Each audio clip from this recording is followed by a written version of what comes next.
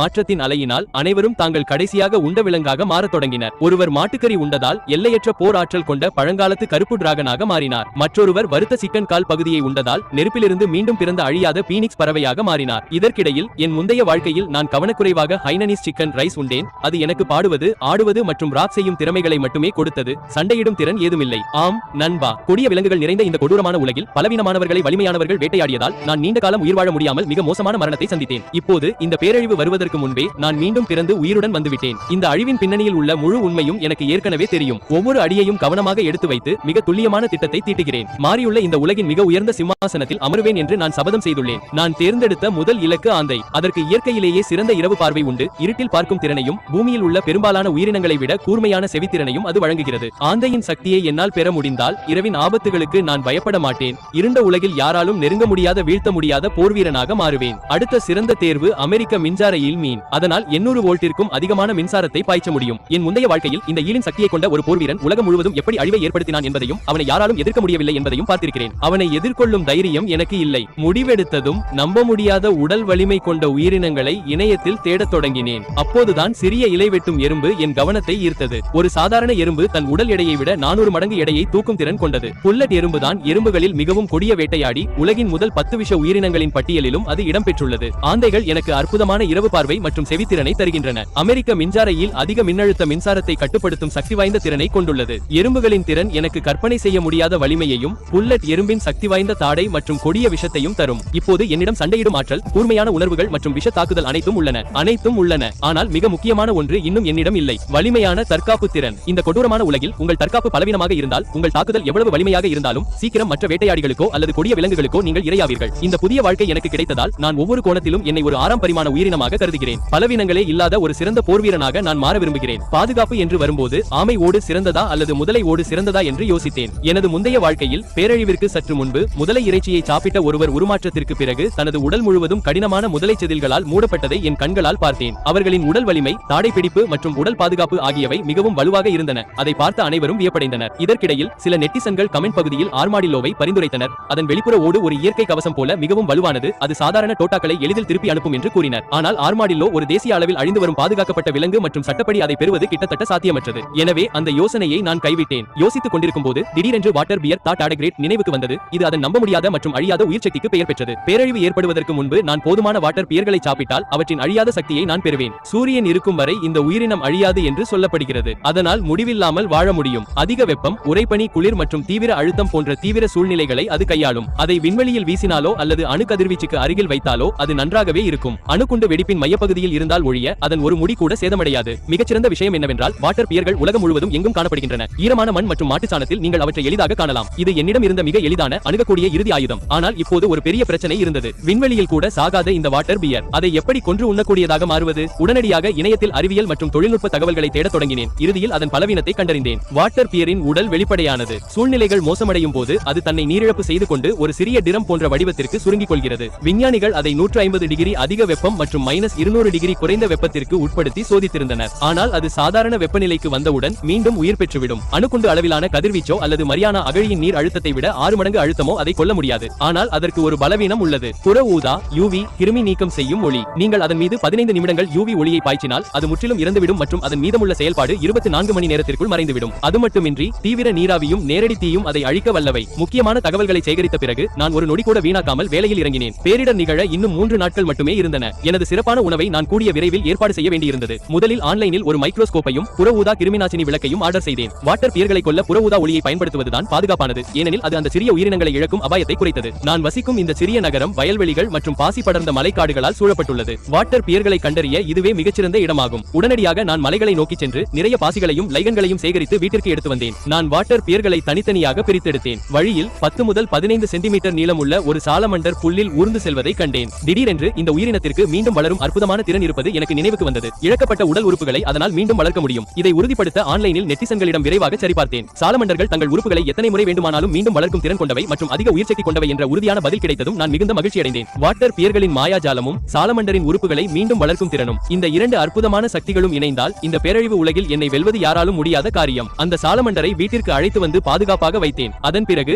என் motor சைக்கிளை எடுத்துக்கொண்டு நகர சந்தையை நோக்கி விரைந்தேன். அங்கிருந்து ஒரு புற ஊதா கிருமிநாசினி விளக்கை வாங்கினேன். மேலும் உடல் திடீரென பெரிதாக மாறினால் துணிகள் கிழியாமல் இருக்க அதிக நெகிழ்ச்சி கொண்ட துணிகளையும் வாங்கினேன். அத்துடன் அமெரிக்க ஆந்தை பற்றி தெரிந்து கொள்ள சமூக வலைதளங்களில் விலங்குகள் மற்றும் பூச்சிகளை வளர்க்கும் பல பதிவர்களிடம் பேசினேன். எலக்ட்ரிக் ஈல் மற்றும் புல்லட் எறும்புகள் போன்ற அரிய உயிரினங்களை வாங்க அதிக விலை கொடுத்தேன். இவை அனைத்தையும் முடிக்கும் போது மாலை நேரமாகிவிட்டது. வெளியில் விரைவாக சாப்பிட்டுவிட்டு பாசியிலிருந்து வாட்டர் பியர்களை எளிதாக பிரிக்க பள்ளியிலிருந்து மைக்ரோஸ்கோப், பீக்கர் மற்றும் திராப்பர் போன்ற அத்தியாவசிய உபகரணங்களை இரவல் வாங்கினேன். ஆன்லைன் பயிற்சியை பின்பற்றி பாசியை 24 மணி நேரம் நீரில் ஊற வைத்து தண்ணீரை பிழிந்து ஸ்லைடில் வைத்து மைக்ரோஸ்கோப் மூலம் பார்க்க தொடங்கினேன். மறுபிறப்பின் காரணமாகவோ என்னவோ எனக்கு அதிர்ஷ்டம் இருந்தது. முதல் முயற்சியிலேயே 0.1 மில்லிமீட்டர் அளவுள்ள வாட்டர் பியர் டார்டிகிரேடை கண்டறிந்தேன். இந்த பூச்சி மிகவும் சிறியது, வெறும் கண்களால் பார்க்க முடியாது. நூற்றுக்கணக்கில் சேகரிக்க நிறைய நேரமும் உழைப்பும் தேவைப்படுகிறது. அரை நாள் கடின உழைப்பிற்கு பிறகு என்னால் 12 வாட்டர் பியர்களை மட்டுமே கண்டறிய முடிந்தது. பாசி போதுமான அளவு ஊறவில்லை என்று நினைத்தேன். அதனால் தான் பெரும்பாலான நீர் கரடிகள் வாட்டர் பேஸ் அதிலிருந்து இன்னும் பிரியவில்லை. எப்படி இருந்தாலும் முறை வேலை செய்கிறது என்றால் அது எனக்கு ஒரு பிரச்சனை இல்லை. இதன் அர்த்தம் என் முழு நேரத்தையும் நீர்க்கரடிகளை சேகரிப்பதிலேயே வீணாக்குவதுதான். இது சரியாக இருக்கவில்லை. அப்போது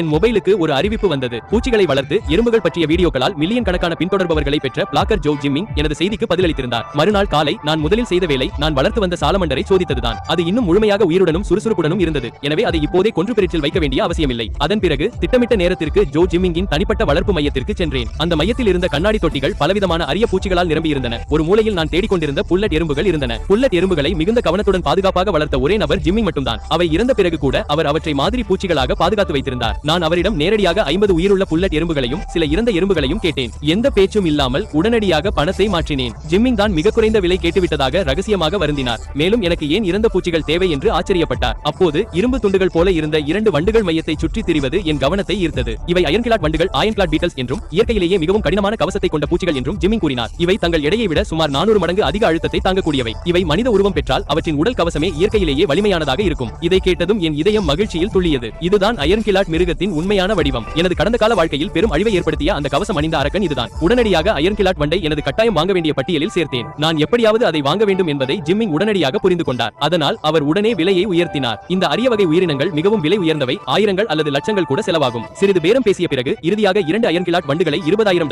W-க்கு வாங்கினேன். இப்போது என்னிடம் 10,000 வெண்ணிற்கு மேல் மட்டுமே இருந்தது. இன்னும் நான் ஒரு அமெரிக்க மின்சார ஈல், எலக்ட்ரிக் ஈல் மற்றும் ஒரு ஆந்தையை வாங்க வேண்டியிருந்தது. அதே நேரத்தில் அமெரிக்க மின்சார ஈல் வாங்குவது குறித்து ஜோ ஜிம்மிங்கிடம் கேட்டேன். நல்ல வேளையாக அவருக்கு அரிய வகை நீர்வாழ் உயிரினங்களை வளர்ப்பதில் ஆர்வம் உள்ள ஒருவரை தெரியும். சிறிது காலத்திற்கு முன்பு ஒருவர் அமெரிக்க மின்சார ஈலை வாங்கினார். ஆனால் அதை சரியாக கவனித்துக் கொள்ள முடியவில்லை. அந்த ஈல் மிகவும் பலவீனமடைந்து விட்டது. அது நீண்ட காலம் வாழாது என்று எதிர்பார்க்கப்பட்டது. விற்பனையாளர் அதிக விலைக்கு ஒருவர் தயாராக இருப்பதை அறிந்ததும் உடனடியாக 5,000 யுவான் கேட்டார். ஆனால் ஜோ ஜிம்மிங் லாபத்திற்காக விலையை இருமடங்காக்கி என்னிடம் 10,000 யுவான் கேட்டார். நேரம் மிக வேகமாக ஓடிக்கொண்டிருந்தது. எனவே நான் பேரம் பேசி நேரத்தை வீணடிக்காமல் உடனடியாக அந்த ஒப்பந்தத்தை முடித்தேன். இதற்கிடையில் நான் அதிக விலை கொடுத்ததை நினைத்து முட்டாள் என்று ஜோ ஜிம்மிங் ரகசியமாக என்னை கேலி செய்து கொண்டிருந்தான். என்னிடம் நிறைய பணம் இருப்பதாக அவன் நினைத்தான். ஆனால் பேரழிவுக்கு பிறகு அந்த பணம் வெறும் காகித துண்டுகளாகிவிடும் என்பதை அவன் உணரவில்லை. நாங்கள் விரைவாக விற்பனையாளரின் வீட்டிற்கு சென்றோம். தொட்டியில் இருந்த உண்மையான அமெரிக்க மின்சார விலாங்கு மீனை பார்த்ததும் நான் உடனடியாக பணத்தை பரிமாற்றம் செய்தேன். அதை விரைவில் தண்ணீரில் வைத்து நன்றாக பார்த்துக் கொள்ளுமாறு விற்பனையாளர் எனக்கு அறிவுரை வழங்கினார். ஆனால் இந்த மீனின் இறைச்சி மிகவும் சுவையாக இருக்கும் என்று கேள்விப்பட்டதாக நான் அவரிடம் வெளிப்படையாக சொன்னேன். எனவே அதை சமைத்து சாப்பிட திட்டமிட்டிருந்தேன். இதை கேட்ட இருவரும் அதிர்ச்சியடைந்தனர். இவ்வளவு குறைந்த விலைக்கு விற்றுவிட்டோமே என்று வருந்தினர். நான் ஏன் அதை வாங்கினேன்? ஏனென்றால் நான் மாநில தலைநகரில் இருந்தேன். எனவே வழியில் செல்ல பிராணிகள் சந்தைக்கு சென்று வளர்ப்பு ஆந்தை ஒன்றை வாங்கினேன். காட்டு ஆந்தைகள் தேசிய அளவில் பாதுகாக்கப்பட்டவை. அவற்றை வர்த்தகம் செய்வது தடை செய்யப்பட்டுள்ளது. ஆனால் வளர்ப்பு ஆந்தைகளுக்கும் அதே அற்புதமான இரவு பார்வை மற்றும் கேட்கும் திறன் உண்டு. அதுதான் எனக்கு தேவைப்பட்டது. 3000 பூயானுக்கு சிறந்த இனத்தை வாங்கினேன். என் மாற்றத்திற்கு தேவையான அனைத்து உயிரினங்களையும் நான் சேகரித்து விட்டேன். வீட்டிற்கு வந்தபோது நான் வாங்கிய அமெரிக்க மின்சார விலாங்கு மீன் ஏற்கனவே இறந்துவிட்டது. நான் வருத்தப்படவில்லை. நான் அதை உடனே சுத்தம் செய்து குளிரூட்டினேன். அதனால் உலக அழிவின் போது அதை சமைத்து சாப்பிட முடியும். அந்த தருணத்தில் மாற்றத்தின் ஆழமான விதிகளை நான் முழுமையாக புரிந்து கொண்டேன். உலக அழிவின் போது உடலில் செரிக்கப்படாத எந்த இறைச்சியும் அழிவின் ஆற்றலால் பாதிக்கப்பட்டு அந்த விலங்கின் சக்தியை மனிதருக்கு அளிக்கும் என்று மக்கள் நினைத்தனர். ஆனால் அது மேலோட்டமான மாயை மட்டுமே. உண்மையான உண்மையை யாரும் இதுவரை கண்டறியவில்லை. இப்போது நான் அதை கண்டுபிடித்து விட்டேன். அதன் பிறகு அழிவின் நாளில் என் வயிற்றில் வேறு எந்த இறைச்சியும் இல்லை என்பதை உறுதிப்படுத்த நான் வாட்டர் பேர்களை சேகரிப்பதை நிறுத்திவிட்டேன். 2 நாட்கள் சைவ உணவுகளை மட்டுமே சாப்பிட்டு என் வயிற்றை சுத்தம் செய்தேன். அந்த நேரத்தில் என்னிடம் 6000 எண் மட்டுமே இருந்தது. அதை நகரத்தில் உள்ள கொல்லர் பட்டறையில் ஆயுதங்கள் வாங்க செலவழித்தேன். சாதாரண கத்திகளும் வாள்களும் பேரழிவிற்கு பிறகு வரும் கொடூரமான போர்களை தாங்காது. எனது கற்பனை செய்ய முடியாத வலிமை மற்றும் மின்னல் சக்திகளுக்கு எனக்கு ஒரு கனமான கோடரி அல்லது சுத்தியல் தேவைப்பட்டது. ஆரம்பத்தில் சுத்தியலே மிகச்சிறந்த தேர்வாக இருந்தது. நகரத்தில் இருந்த அனைத்து விவசாய கருவிகள் விற்கும் கடைகளிலும் தேடி இறுதியாக சுவர்களை உடைக்கும் பெரிய சுத்தியலை கண்டுபிடித்தேன். தொடக்க கால உருமாறிய விலங்குகளையும் குழப்பத்தையும் சமாளிக்க இது போதுமானதாக இருந்தது. அதன் பிறகு சில முதலை இறைச்சி, அதிக கலோரிகள் கொண்ட சாக்லேட் மற்றும் மெக்கானிக்கல் சாவியை கொண்ட பாக்கெட் வாட்ச் வாங்கினேன். பேரிடருக்கு பிறகு மின்சாரம் முற்றிலும் துண்டிக்கப்படும் என்பதால் பகலையும் இரவையும் பிரித்தறிவது கடினமாகிவிடும். அத்தகைய சூழ்நிலையில் ஒரு மெக்கானிக்கல் கடிகாரத்தால் மட்டுமே சரியான நேரத்தை காட்ட முடியும். வீட்டிற்கு திரும்பியதும் ஏற்கனவே கொல்லப்பட்ட வாட்டர் பேர்களை காற்று புகாத பைகளில் பாதுகாப்பாக சேமித்து வைத்தேன். சாதாரண எறும்புகளை பழங்களை வறுத்து அரைத்து சாக்லேட் பீன்ஸ் போல செய்தேன். அதனால் அவற்றை சாப்பிடுவது எளிதாக இருக்கும். அது மட்டுமல்லாமல் 5 பூனை அளவுள்ள 2 கிலோ முதலை இறைச்சி கோபாக்களை தயார் செய்து என் முந்தைய வாழ்க்கையில் எனக்கு உதவிய பழைய பள்ளி ஆசிரியருக்கு பரிசளித்தேன். நான் வாங்கிய அனைத்து பொருட்களையும் கடைசியாக ஒருமுறை சரிபார்த்தேன். செயற்கை ஆந்தைகள், இறந்த அமெரிக்க மின்சார ஈல்கள், 50 உயிருள்ள புல்லட் எறும்புகள், சில இறந்த எறும்புகள், 2 இரும்பு கவச வண்டுகள், ஒரு உயிருள்ள சாலமண்டர், காற்று புகாத பைகளில் அடைக்கப்பட்ட வாட்டர் பேர்கள் மற்றும் சுத்தம் செய்யப்பட்ட முதலை இறைச்சி அனைத்துமே பிரிட்ஜிலும் ஸ்டோர் ரூமிலும் நேர்த்தியாக அடுக்கப்பட்டிருந்தன. இந்த வலிமையான ஆயுதங்களையும் தேர்வுகளையும் கண்டதும் என் இதயம் பாறையைப் போல உறுதியானது. என் முந்தைய வாழ்க்கையில் நான் யாராலும் நசுக்கக்கூடிய எளிய உதவியற்ற மனிதனாக இருந்தேன். ஆனால் இந்த வாழ்க்கையில் உலகின் டாப் 10 வலிமையான உயிரினங்களின் சக்திகளை பெற்றுள்ளேன். இந்த அழிவுகால உலகத்தை ஆள நான் விதிக்கப்பட்டுள்ளேன். நான் கண்டுபிடித்த விதிகளின்படி ஒவ்வொரு பொருளாக சாப்பிடத் தொடங்கினேன். முதலில் சிறப்பாக தயார் செய்யப்பட்ட புல்லட் எறும்பு சாக்லேட் பீன்ஸை உண்டேன். அந்த சூடான கலவை என் வயிற்றுக்குள் சென்றதும் ஒரு கடுமையான வெப்பம் என் நரம்புகள் முழுவதும் உடல் முழுவதும் பாய்ந்தது. ஆயிரக்கணக்கான கிலோ எடையை தூக்குவது போன்ற கற்பனை செய்ய முடியாத வலிமையை திடீரென உணர்ந்தேன். அதனுடன் ஒரு விஷக்கொடுக்கு தேளின் கொடிய சக்தியும் எனக்குள் அமைதியாக நிலை பெற்றது. அதன் பிறகு சுத்தம் செய்யப்பட்ட இரும்பு கவச வண்டின் உடலை விழுங்கினேன். அதன் கடினமான மற்றும் உலர்ந்த ஓட்டை மென்று விழுங்குவது மிகவும் கடினமாக இருந்தது. குமட்டல் உணர்வை எதிர்த்து போராடி பற்களை கடித்துக் கொண்டு முழுவதையும் உள்ளே தள்ளினேன். அந்த நொடியில் என் உடல் முழுவதும் உள்ள தோலும் தசைகளும் திடீரென இறுகின. என் உடலில் ஒரு கண்ணுக்கு தெரியாத கனமான கவசம் போர்த்தப்பட்டது போல் உணர்ந்தேன். அதிகப்படியான அழுத்தத்தை தாங்கக்கூடிய உடல் தற்காப்பின் மைய சக்தி மெதுவாக எனக்குள் வேரூன்றியது. அதன் பிறகு தோல் போல கடினமான முதலை இறைச்சியை சாப்பிட்டேன். ஒரு காட்டுமிருகத்தின் வலிமை என் உடல் முழுவதும் ஊடுருவியது. என் பாதுகாப்பு கவசம் கல்லை போல கடினமாகவும் வலிமையாகவும் மாறியது. தாடைகளின் அபாரமான பிடியும் நேருக்கு நேர் சண்டையிடும் போது எதிரிகளை கிழித்தெறியும் காட்டுமிராண்டித்தனமான உணர்வும் என்னை முழுமையாக ஆக்கிரமித்தன. இறுதியாக ஆந்தை இறைச்சியையும் அமெரிக்க மின்சார ஈல் இறைச்சியையும் ஒவ்வொன்றாக உண்டேன். புரிந்ததா? எனவே நான் திட்டமிட்டு சேகரித்து வைத்திருந்த உயர்தர உருமாற்ற சக்திகள், அந்த மரபணு மாற்ற மூலங்கள் அனைத்தையும் விழுங்கினேன். முழு செயல்முறையின் போதும் நான் மிகுந்த கவனத்துடன் இருந்தேன். மற்ற இறைச்சி துண்டுகள் எதையும் என் வாயில் படவிடாமல் என் வயிற்றை சுத்தமாக வைத்திருந்தேன். உணவை முடித்த பிறகு முன்னதாகவே கொப்பளித்துவிட்டு அதன் பிறகு எதையும் சாப்பிடவில்லை. இப்போது உலகம் முழுவதும் நிகழவிருக்கும் இந்த அற்புதமான உயிரின மாற்றத்திற்காக நான் அமைதியாக காத்திருந்தேன். திடீரென்று மாலை நேரத்தில் வானம் முழுவதும் ஆழமான இருள் பரவியது. ஒட்டுமொத்த பிரபஞ்சமும் விசித்திரமாகவும் மர்மமாகவும் இருந்தது. வானம் ஊதா நிற மேகங்களால் மூடப்பட்டிருந்தது. காற்று மிகவும் கனமாகவும் அமைதியாகவும் மாறியதால் என் நெஞ்சு பதற்றத்தால் வெடித்து விடுமோ என்று தோன்றியது. ஆனால் தெருக்களில் இன்னும் தீமைகள் நிறைந்திருந்தன. வழப்போக்கர்கள் சிரித்து மகிழ்ந்து கொண்டிருந்தனர். இரவு சந்தை கலகலப்பாக இருந்தது. உலகம் அழிய போகிறது என்பது பலருக்கு தெரியவில்லை. அவர்கள் இன்னும் கபாப் சாப்பிட்டுக் கொண்டும் பார்பிக்யூவை ரசித்துக் கொண்டும் இனிப்புகளை சுவைத்துக் கொண்டும் இருந்தனர். அந்த நேரத்தில் அவர்கள் சாப்பிடும் யதார்த்தமான உணவுதான் அந்த அழிந்து போகும் உலகில் அவர்களின் முழு வலிமையையும் அந்தஸ்தையும் தீர்மானிக்கப் போகிறது என்பது அவர்களுக்கு தெரியவில்லை. நள்ளிரவில் திடீரென்று விசித்திரமான, கண்ணுக்கு தெரியாத பயங்கரமான சத்தம் பிரபஞ்சம் முழுவதும் எதிரொலித்தது. அது காதை பிளக்கும் சத்தம் அல்ல, ஆனால் அது ஒவ்வொருவரின் ஆன்மாவையும் ஊடுருவி அவர்களை உள்ளூர அதிர வைத்தது. முழுமையான அழிவின் பேரழிவு ஆற்றல் வானத்திலிருந்து கொட்டத் தொடங்கியது. உலகத்தின் அதிகாரப்பூர்வ மாற்றம் தொடங்கியது. கண்ணுக்கு தெரியாத அதிர்வு பூமியையும் வானத்தையும் கிழித்துச் சென்றது. ஆழமான ஊதா நிற வானம் திடீரென பெரும் அழுத்தத்தின் கீழ் நோக்கி வளைந்தது. சாலையோர மின்விளக்குகள் பைத்தியக்காரத்தனமாக மின்னத் தொடங்கின. ஒவ்வொன்றாக வெடிக்கும் சத்தத்துடன் அவற்றின் பல்புகள் உடைந்தன. கண் இமைக்கும் நேரத்தில் சத்தமான பிரகாசமான இரவு சந்தை முடிவற்ற பயங்கரமான இருளில் மூழ்கியது. சந்துக்கள் இப்போது மர்மமான ஊதா நிற மூடுபனியால் மட்டுமே நிறைந்திருந்தன. உறைபனி போன்ற அழிவு தரும் காற்று ஒவ்வொரு மூலையையும் தாக்கிச் சென்றது. அமைதி அரை வினாடி கூட நீடிக்கவில்லை. அதற்குள் அருகில் இருந்த ஒரு பருமனான மனிதன் ஆட்டு இறைச்சி கபாப்களை உற்சாகமாக சாப்பிட்டுக் கொண்டிருந்தவன் திடீரென கட்டுக்கடங்காமல் நடுங்கத் தொடங்கினான். அவனது தோலும் எலும்புகளும் பைத்தியம் பிடித்தது போல் வீங்கவும் மாறவும் தொடங்கின. அவனது வயிறு கிழிந்து தடித்த கருப்பு கலந்த பழுப்பு நிற முடிகள் வெளியே வந்தன. அடுத்த நொடியே திடீரென அவன் ஒரு கொடூரமான கருப்பு பழுப்பு ஓனாய் உருமாறிய மிருகமாக மாறினான். அவனது கண்கள் இரத்த சிவப்பாக மாறின. அவனது மனிதத்தன்மை முழுவதும் அழிந்துவிட்டது. ஒரு காட்டுமிராண்டித்தனமான விலங்கின் கொடூரத்தை உங்களால் தெளிவாக பார்க்க முடிந்தது. அவனுக்கு அருகில் இருந்த பெண்ணின் மாற்றம் முற்றிலும் வேறாக இருந்தது. அது அமைதியாக நடந்தாலும் மிகவும் விசித்திரமாக இருந்தது. அவளது உடல் நம் கண் முன்னே மென்மையடைய தொடங்கியது. மேலும் அவளை சுற்றி ஒரு மங்கலான நீல நிற நீர்வொளி மின்னத் தொடங்கியது. சில கணங்களிலேயே அவள் முற்றிலும் ஊடுருவக்கூடிய அழகான நீராவி போல மாறிவிட்டாள். பயம் ஒரு வெள்ளம் போல வீதி முழுவதும் பரவியது. மக்கள் விலங்குகளாக மாறும் அந்த பயங்கரமான காட்சி அனைவர் கண் முன்பும் நடந்து கொண்டிருந்தது. உலக அழிவுக்கு சற்று முன்பாக ஒவ்வொருவராக தங்கள் முடிவை சந்தித்தனர். அவர்களின் கடைசி உணவுக்கு முன்பே அவர்களின் தலைவிதி தீர்மானிக்கப்பட்டது. சாலையோரத்தில் இருந்த சூக்கடைக்கு வெளியே கிண்ணத்தை கீழே வைத்த ஒரு நடுத்தர வயது மனிதனின் முதுகில் திடீரென ஒரு கூன் எழுந்தது. அவரது உடல் இறுகி வேகமாக வீங்கியது. தசைகளும் எலும்புகளும் விசித்திரமாக வளர்ந்தன. அவர் மனிதத்தன்மை முழுவதையும் இழந்தார். அவரது வலிமை முற்றிலும் கட்டுப்பாட்டை மீறியது. அவர் தனது தலையை குனிந்தார். அவர் அதை மிகவும் பலமாக மோதியதில் கற்பனை செய்ய முடியாத விசையுடன் ஒரு பேருந்து காற்றில் பறந்து கவிழ்ந்து சாலையோர கடைகளில் மோதியது. செங்கற்கள் எங்கும் சிதறின. இரும்பு கம்பிகள் வளைந்தன. சில நொடிகளில் தூசு மேகங்கள் சூழ்ந்தன. அதே நேரத்தில் தவளை வறுவல் கடைக்கு பின்னால் இருந்த சந்தில் ஒரு மனிதன் முழங்காலிட்டு தரையில் துடித்துக் கொண்டிருந்தான். அவனது தோல் வேகமாக ஈரமாகவும் வழுவழுப்பாகவும் தழும்புகளுடனும் மாறியது. அவனது முகம் முழுவதும் ஒரு அசிங்கமான தவளை போன்ற உயிரினமாக மாறியது. திடீரென அவன் தனது நாக்கை வெளியே நீட்டினான். அது பல மீட்டர் நீளத்திற்கு விரிந்து கண் இமைக்கும் நேரத்தில் ஓடிக்கொண்டிருந்தவர்களை பிடித்து ஒரே இழுப்பில் இழுத்து முழுமையாக விழுங்கியது. அதன் முதுகில் இருந்த எண்ணற்ற கட்டிகள் பயங்கரமாக வெடித்து நிலம் முழுவதும் ஒரு அருவருப்பான அமிலம் போன்ற துர்நாற்றத்தை பரப்பின. நிலம் வேகமாக கரைந்து உருகியதால் சீரல் சத்தத்துடன் புகை கிளம்ப தொடங்கியது. அந்த நேரத்தில் காட்டின் பழமையான மற்றும் கொடூரமான விதி முழுமையாக அமலில் இருந்தது. வலிமையே சரி, வலிமையானவர்கள் மட்டும் மட்டுமே உயிர் பிழைப்பார்கள். நான் என் வீட்டின் 2வது மாடி ஜன்னலில் நின்று கீழே நடக்கும் குழப்பத்தை சலிப்புடன் பார்த்துக் கொண்டிருந்தேன். அப்போதுதான் பக்கத்து கட்டிடத்திலிருந்து ஒரு கோபமான குரல் கேட்டது. ஒரு பயங்கரமான கர்ஜனை எதிரொலித்தது. 2 மீட்டருக்கும் அதிகமான உயரமுள்ள ஒரு கருப்பு ஓநாய் படிக்கட்டுகளை உடைத்துக் கொண்டு வெளியே பாய்ந்து இரும்பு கதவை ஒரே அடியில் தவிடுபொடியாக்கியது. தரைக்கு வந்தவுடன் ஓநாயின் கண்கள் ஓடிக்கொண்டிருந்தவர்களை உற்று நோக்கின. அது தனியாக பின் தங்கியிருந்த ஒரு பெண்ணை குறிவைத்தது. அது நேராக அவளை நோக்கி பாய்ந்தது. அந்த பெண் பயத்தில் நடுங்கியதால் அவளது கால்கள் உறைந்து போயின. அவளால் ஓட முடியவில்லை. அவள் அந்த ஓநாயின் அடுத்த உணவாக போகிறாள் என்று தோன்றியது. சுற்றியிருந்த அனைவரும் தங்களை காப்பாற்றிக் கொண்டு ஓடுவதிலேயே குறியாக இருந்தனர். அவனை தடுத்து நிறுத்த யாருக்கும் துணிச்சல் இல்லை. என் கண்களில் ஒரு குளிர்ச்சி பரவியது. முதலில் அனைவர் முன்னிலையிலும் என் வலிமையை காட்ட நான் விரும்பவில்லை.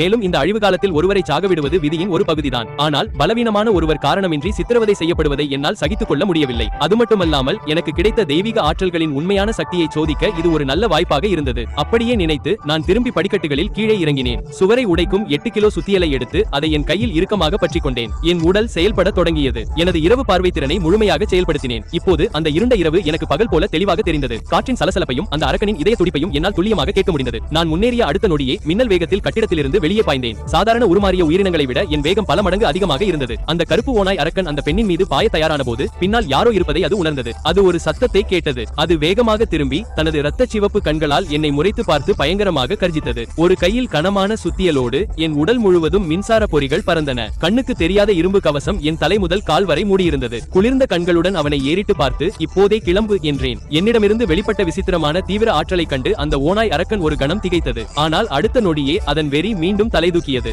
4 கால்களையும் தரையில் ஊன்றி துர்நாற்றம் வீசும் காற்றோடு அது என் மீது பாய்ந்தது. ஆனால் நான் ஒரு அங்குலம் கூட நகரவில்லை. எனது புல்லட் எறும்பு உடலுக்குள் இருந்த கற்பனை செய்ய முடியாத வலிமையை முழுமையாக செயல்படுத்தினேன். என் கைகளின் தசைகள் இன்னும் பெரிதாகின. சுத்தியலை சுழறி என் முழு பலத்துடன் தாக்கினேன். கீழி கோட்டை வாசல் உடைவது போன்ற ஒரு பயங்கரமான சத்தம். அந்த கருப்பு ஓநாய் அரக்கன் ஒரே அடியில் பல மீட்டர் தூரம் பறந்து சென்று சுவரில் மோதியது. அதன் எலும்புகள் முழுமையாக நொறுங்கின. அது வலியால் துடித்துக் கொண்டிருந்தது. மிகுந்த ஆச்சரியத்துடன் அது தலையை உயர்த்தி என்னை பார்த்தது. என் உடல் சாதாரண மனிதனைப் போல தெரிந்தாலும் என் வலிமை, பாதுகாப்பு மற்றும் கம்பீரம் அதைவிட பல மடங்கு அதிகமாக இருந்தது. உயிரை காப்பாற்ற ஓடிக்கொண்டிருந்த பாதசாரிகள் இப்போது அதிர்ச்சியில் உறைந்து போய் பார்த்துக் கொண்டிருந்தனர். என் சுத்தியலால் ஒரே அடியில் அந்த கருப்பு ஓநாயை நான் கிட்டத்தட்ட முடமாக்கிவிட்டேன். இப்போது அது மீண்டும் எழுந்து நிற்க முயன்று கொண்டிருந்தது. அதன் உடல் முழுவதும் ரோமங்கள். அது தூசியால் மூடப்பட்டிருந்தது. அதன் உடைந்த எலும்புகளில் தாங்க முடியாத வலி ஏற்பட்டது. ஒரு காலத்தில் அதன் கண்களில் இருந்த காட்டுமிராண்டித்தனமான குரூரம் இப்போது ஆழ்ந்த பயத்தால் மாற்றப்பட்டிருந்தது. பிறகு அது தன் வாளை சுருட்டி நள்ளிரவில் ஒரு மெல்லிய அலறலை வெளிப்படுத்தி தனது உடைந்த உடலை இழுத்துக்கொண்டு அந்த இருண்ட சந்து நோக்கி நொண்டியபடி சென்றது. உயிர் பிழைத்த அந்த பெண் இன்னும் நடுங்கிக் கொண்டிருந்தாள். தனது பயத்தை உதர முயன்று என்னிடம் வந்து நடுங்கும் குரலில் எனக்கு தொடர்ந்து நன்றி சொல்லிக் கொண்டிருந்தாள். நான் அவளை சாதாரணமாக பார்த்து நேரடியாக நன்றி சொல்ல வேண்டிய அவசியமில்லை.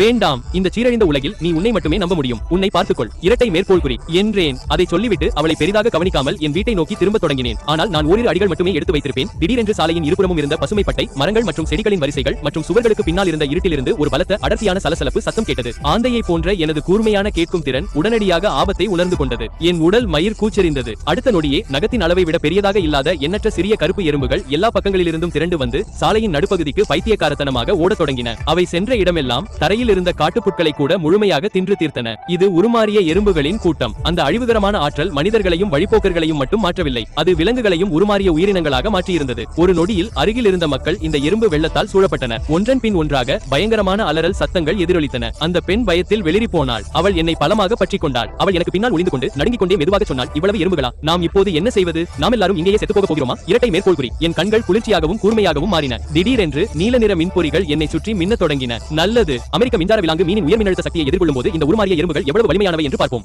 இரட்டை மேற்கோள் குறி. நான் அசையாமல் உறுதியாக நின்றேன். அமைதியாக என் சக்தியை வரவழைத்து எனக்குள் 800 வோல்ட் மின்னோட்டம் பாய்வதை உணர்ந்தேன். அது ஒரு கணத்தில் வெடித்தது. மின்சாரம் என் இரு கால்கள் வழியாக நேராக தரைக்குள் சென்றது. படபடக்கும் சத்தத்துடன் அந்த மின்னோட்டம் பரவ தொடங்கியது. என்னை மையமாக வைத்து நீல நிற மின்சாரம் வேகமாக எல்லா பக்கமும் பரவியது. பிறழ்ந்த எறும்புகள் மின்சாரத்தை தொட்டதும் அவை எரிந்து கரியாகி வரிசையாக குவிந்தன. ஏதோ ஒன்று எரியும் கடுமையான வாடை காற்றில் பரவியது. ஆனால் எறும்புகளின் எண்ணிக்கை மிக அதிகமாக இருந்தது. முன்னால் இருந்தவை எரிந்து இறந்தவுடன் பின்னால் இருந்தவை அவற்றின் மீது ஏறி முன்னேறி வந்தன. அவை பின்வாங்கும் அறிகுறியே தெரியவில்லை. ஒரே ஒரு விஷயம் மட்டும் தெளிவாக தெரிந்தது. ஒரு குறிப்பிட்ட எல்லைக்குள் மின்சார தாக்குதலின் வேகம் மிக குறைவாக இருந்தது. நான் உடனடியாக என் வியூகத்தை மாற்றினேன். புல்லட் எறும்புகளின் விஷத்திறனை நான் செயல்படுத்தினேன். விஷம். என் விரல் நுனிகளில் லேசான ஊதா நிற விஷ ஒளி தோன்றத் தொடங்கியது. இந்த விஷமும் என் உடலை சுற்றியுள்ள மின்சாரமும் சேர்ந்தபோது ஒரு விளைவை ஏற்படுத்தியது.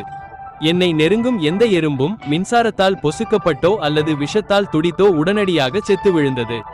அதே நேரத்தில் கூடுதல் பாதுகாப்பிற்காக இரும்பு வண்டு மற்றும் முதலை ஆகியவற்றின் இரட்டை தற்காப்பு கவசத்தை உருவாக்கினேன். நான் முழு பலத்துடன் சக்தியை வெளிப்படுத்தினேன். இப்போது ஏதேனும் ஒரு எறும்பு என் உடலின் மீது ஊர்ந்து வந்தாலும் என்னை கடிக்க முடியாது. இந்த இரும்பு கவசம் போன்ற உடலில் ஒரு கீறல் கூட விழாது. கூடுதலாக தார்டிகிரேடின் அழியாத உடல் மற்றும் சலமண்டரின் உடனடி குணப்படுத்தும் திறனால் நான் கவலையின்றி இருந்தேன். ஏதேனும் ஒரு காயம் ஏற்பட்டாலும் அது கண் இமைக்கும் நேரத்தில் குணமாகிவிடும். சில நிமிடங்களுக்குள்ளேயே என் காலடியில் எறும்புகளின் உடல்கள் பெரிய குவியலாக வளர்ந்தன. நான் மற்ற எறும்புகளுக்காக ஒரு தடையை உருவாக்கினேன். என் பின்னால் மறைந்திருந்த அந்த பெண் அந்த பயங்கரமான எறும்பு கூட்டத்தை நான் எவ்வளவு எளிதாக தடுத்தேன் என்று பார்த்துக் கொண்டிருந்தாள். அவளது கண்களில் ஆச்சரியமும் மரியாதையும் இருந்ததை என்னால் தெளிவாக உணர முடிந்தது. முன்னால் இருந்த எறும்புகளை அழித்துவிட்டு அவளை போகச் சொல்லலாம் என்று நினைத்தபோது எங்கோ தூரத்தில் இருந்து ஒரு பயங்கரமான கர்ஜனை கேட்டது. சுமார் 3 மீட்டர் நீளமுள்ள ஒரு பிரம்மாண்டமான நாய் பெரிய பற்களை காட்டியபடி பாதையில் உள்ள அனைத்தையும் அழித்துக் கொண்டிருந்தது. அது ஒரு பைத்தியத்தை போல இந்த திசையை நோக்கி ஓடி வந்தது. சுமார் ஒரு டஜன் பேர் அதை துரத்தி கொண்டு வந்தனர். கைகளில் குச்சிகள், தடிகளுடன் ஆயுதங்களை ஏந்தி இருந்தனர். அவர்களின் கண்களில் கொடூரம் நிறைந்து இருந்தது. இவர்கள் அழிவுக்கு பிறகு ஒரு கும்பலாக மாறிய மாற்றமடைந்த மனிதர்கள் என்பது தெளிவாக தெரிந்தது.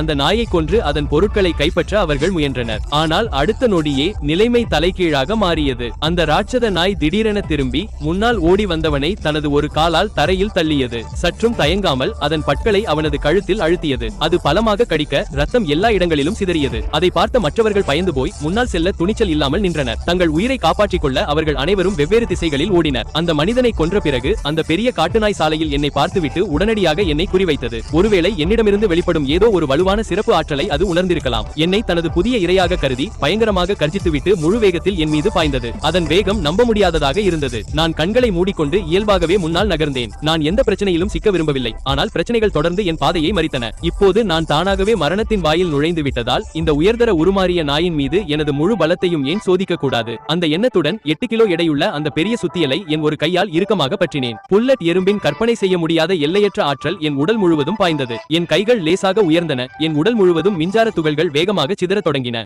நான் என் நிலையில் உறுதியாக நின்றேன். அது நெருங்கி வரும் வரை அமைதியாக காத்திருந்தேன். அருகில் இருந்தவர்கள் மூச்சை பிடித்துக் கொண்டு இந்த பயங்கரமான காட்சியை தொலைவிலிருந்து பார்த்தனர். அந்த பெரிய காட்டு நாய் ஒரு நொடியில் என்னருகே வந்துவிட்டது. அது தனது பெரிய வாயை திறந்து துர்நாற்றம் வீசும் சுவாசத்துடன் என் கழுத்தை நோக்கி பாய்ந்தது.